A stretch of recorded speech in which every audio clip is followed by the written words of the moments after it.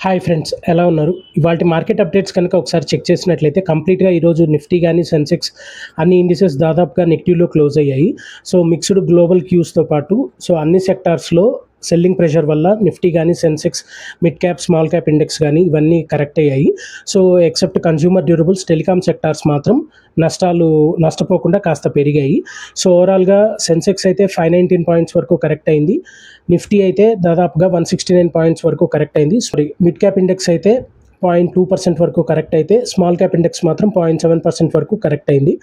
So, main reason వచ్చేసి selling pressure వల్లే. So, ఓవరాల్‌గా నిఫ్టీ అయితే 25,600 బిలోన క్లోజ్ అయ్యి ఒక దశలో 25,550 వరకు వెళ్ళి అక్కడి నుంచి రీబౌండ్ అయింది. సో, ఓవరాల్‌గా సెల్లింగ్ ప్రెషర్ వల్ల మార్కెట్స్ అయితే ఈరోజు కరెక్ట్ అయ్యాయి.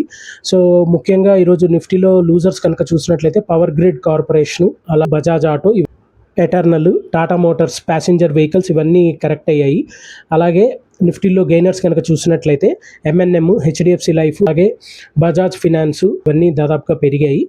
సో, ఓవరాల్‌గా ఈరోజు నిఫ్టీలో అయితే 140 స్టాక్స్ వరకు పెరిగాయి. ఇంకో మెయిన్ థింగ్ ఏంటంటే, సో, ఈరోజు అప్డేట్స్ వరకు అయితే ఇవే. రేపు వచ్చేసి మార్కెట్ గురునానక్ జయంతి వల్ల రేపు హాలిడే. సో, అదొకసారి చెక్ చేసుకోండి. That's all for today. ఒకసారి మీరు ఇంకేమన్నా కామెంట్స్ ఉంటే కింద ఈ వీడియో గురించి కామెంట్ చేయండి. అలాగే మీకు ఏదైనా ఫైనాన్స్ టాపిక్ గురించి మీరు వీడియో చేయండి, లేదా స్టాక్స్ గురించి వీడియో చేయండి అంటే కింద కామెంట్ సెక్షన్లో మెన్షన్ చేయండి. తప్పకుండా we look into it. That's all for today. Like the video and share it and subscribe to my channel. Thank you.